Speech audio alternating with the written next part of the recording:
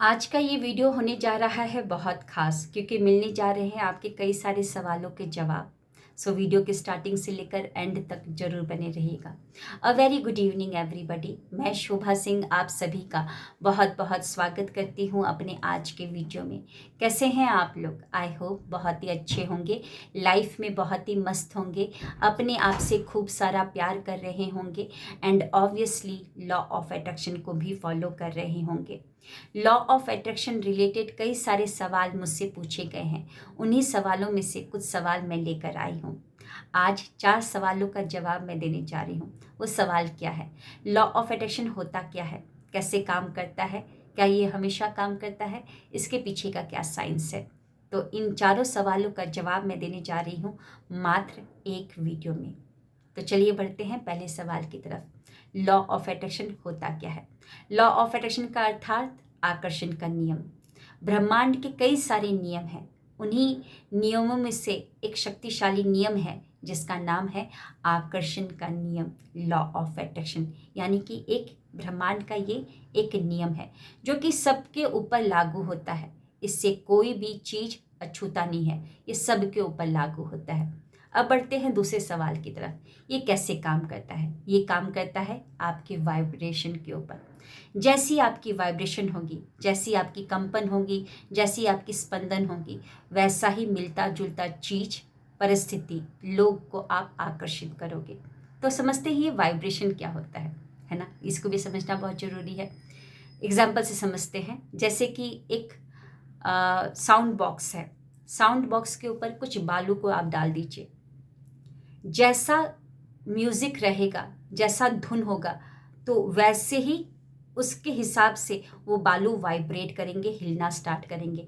यानी कि जैसा म्यूजिक वैसा कंपन, जैसा इंफॉर्मेशन वैसा कंपन। एक और एग्जांपल से समझते हैं। ECG report.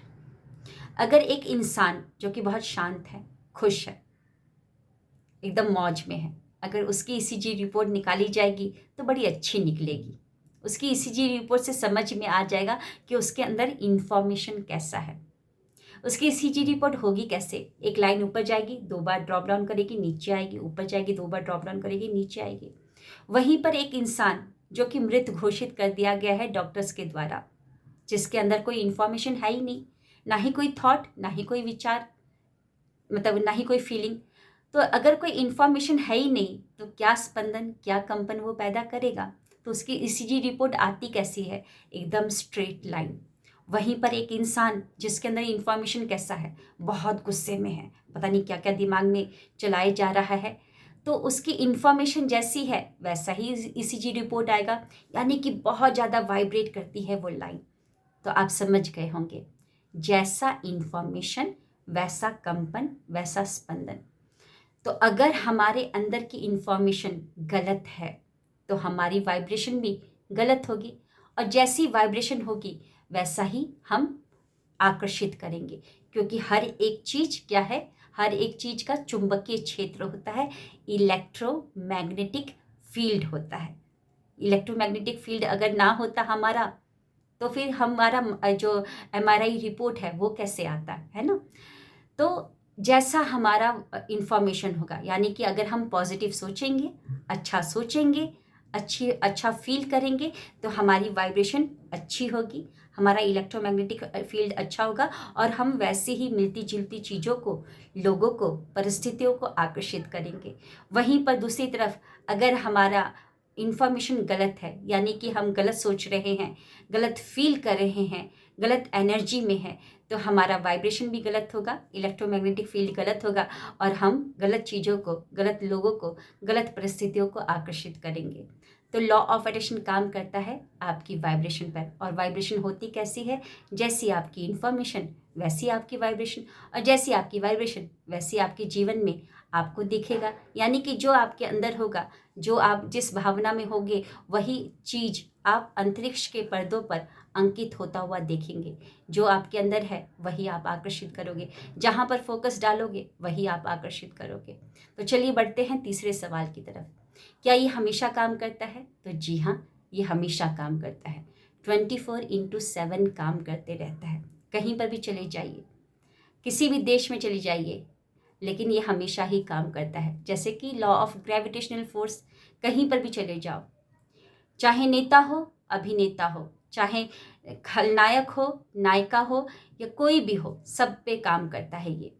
अगर किसी को भी ऊपर से फेंका जाए, नेता, अभिनेता, नायिका, नायक, खलनायक, खलनायिका, किसी को भी फेंकेंगे तो वो ऊपर से नीचे ही गिरेगा। तो ऐसे ही लॉ ऑफ अट्रैक्शन है कि हमेशा काम करता है। जो आपके अंदर होगा, जिस लेवल का आप वाइब्रेट करोगे, जैसी आपकी वाइब्रेशन होगी, वैसा ही चीज़ों को आप आकर्षित करते रहेंगे। अब आगे बढ़ते हैं चौथे सवाल की तरफ, जो कि है इसके पीछे का साइंस। जी हाँ, इसको भी जानना बहुत ज़रूरी है, क्योंकि हम मानव हैं और मानव की एक प्रवृत्ति है, जब तक हम किसी चीज़ को देख नहीं लेते हैं तब तक उस पर विश्वास नहीं करते हैं। कानून भी तो यही बोलता है कि एविडेंस लेकर आओ। तो हम तो मानव हैं, हमको तो एविडेंस चाहिए ना। तो इसका जो एविडेंस है आपको मिलेगा double slit experiment. Double slit experiment जो है थॉमस यंग जी ने किया था, जिन्होंने ये प्रमाणित कर दिया कि जो आपके अंदर है वैसा ही चीज़ वही आप आकर्षित करोगे। जो आपके अंदर होगा उसी चीज़ को आप अपनी लाइफ में क्रिएट कर लोगे। Thomas young double slit experiment के पहले एक और एक्सपेरिमेंट हुआ था न्यूटन्स का, जिन्होंने ये आ, कहा कि इलेक्ट्रॉन जो है वो क्या है, पदार्थ है।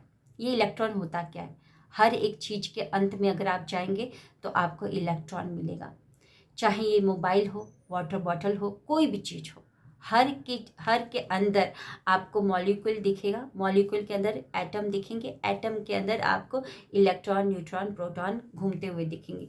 इलेक्ट्रॉन सबसे छोटा पदार्थ है, वो कहा था न्यूटन ने। लेकिन न्यूटन के उस कथन को गलत साबित हो गया थॉमस यंग के उस एक्सपेरिमेंट से, जिसका नाम है डबल स्लिट एक्सपेरिमेंट। अगर आप हमारी बॉडी को भी देखेंगे, हमारी बॉडी के अंदर बहुत सारी प्रणालियाँ काम करती हुई आपको स्वतः स्वयं दिखेंगी। जैसे कार्डियोवैस्कुलर सिस्टम हो गया, नर्वस सिस्टम हो गया, रेस्पिरेटरी सिस्टम हो गया, पाचक तंत्र प्रणाली आपको दिखेंगी। इन प्रणालियों के अंदर आपको बहुत सारे ऑर्गन्स दिखेंगे। ऑर्गन्स के अंदर जाएंगे तो टिश्यू दिखेगा, टिश्यू के अंदर जाएंगे तो सेल्स दिखेगा, सेल्स के अंदर जाएंगे तो मॉलिक्यूल्स दिखेगा, मॉलिक्यूल्स के अंदर एटम्स है, और एटम्स के अंदर इलेक्ट्रॉन, न्यूट्रॉन, प्रोटॉन आपको दिखेंगे घूमते हुए। तो इलेक्ट्रॉन क्या था, जो कि न्यूटन ने कहा था पदार्थ। लेकिन डबल स्लिट एक्सपेरिमेंट जिसने ये गलत साबित कर दिया कि नहीं, वो पदार्थ नहीं है, बल्कि वो क्या है, तरंगे है, वो एक ऊर्जा है, वहाँ पर एक वेव है, वो तरंगे है। डबल स्लिट एक्सपेरिमेंट का वीडियो आपको बहुत सारा मिल जाएगा यूट्यूब में। मैंने भी अपने चैनल पर वो वीडियो बना रखा है, मैं उसको टैग कर दूंगी। उस एक्सपेरिमेंट को ज़रूर आप देखिएगा ध्यानपूर्वक। डबल स्लिट एक्सपेरिमेंट में जब तक मतलब कि वो जो इलेक्ट्रॉन था वो वेव की तरह काम कर रहा था, तरंगों की तरह काम कर रहा था। लेकिन इन लोगों को लग रहा था कि ये इलेक्ट्रॉन तरंगों की तरह क्यों बिहेव कर रहा है, इसको तो ये तो पार्टिकल है, इसको तो पार्टिकल की तरह बिहेव करना चाहिए, ये तरंगों की तरह बिहेव क्यों कर रहा है। बहुत सारे उनके दिमाग में सवाल उठ रहे थे। तो उन्होंने कैमरा रखा इस इंटेंशन के साथ कि इसको तरंगों की तरह बिहेव नहीं करना चाहिए, बल्कि पार्टिकल की तरह बिहेव करना चाहिए। जैसा इंटेंशन रखा, जब तक इंटेंशन नहीं रखा हुआ था तब तक तो वो इलेक्ट्रॉन तरंगों की तरह बिहेव करा था। जैसे ही इंटेंशन रखा, जैसे ही एक कैमरा लगाया, वैसे ही वो जो इलेक्ट्रॉन की तरह बिहेव करने लगा, यानी कि पार्टिकल की तरह वो बिहेव करने लगा, ना कि तरंगों की तरह बिहेव करने लगा। ये पूरा एक्सपेरिमेंट एक्सप्लेन किया गया है उस वीडियो में, जो कि मैंने आपको टैग कर दिया है, प्लीज़ जाकर आप उसको देखिएगा जरूर। तो कहने का क्या मतलब, जब तक ध्यान नहीं दिया था तो वो तरंगों की तरह बिहेव करा था इलेक्ट्रॉन, लेकिन जैसे ही ध्यान दिया गया तो वो इलेक्ट्रॉन एक पदार्थ के रूप में कन्वर्ट हो गया। यानी कि जैसी आपकी दृष्टिकोण होगी, जैसा आपका नज़रिया होगा, जैसी आपकी भावना, जैसी आपकी थॉट, जैसी आपकी स्पंदन, जैसी आपकी कंपन, उसके हिसाब से वहाँ पर एक पदार्थ बन जाएगा। यानी कि वैसा ही चीज़, आपके जो इंटेंशन है उससे ही मिलता जुलता चीज़, परिस्थिति, लोग वहाँ पर आपकी लाइफ में क्रिएट हो जाएंगे, ये बहुत ही अच्छे तरीके से बता दिया है उस एक्सपेरिमेंट में।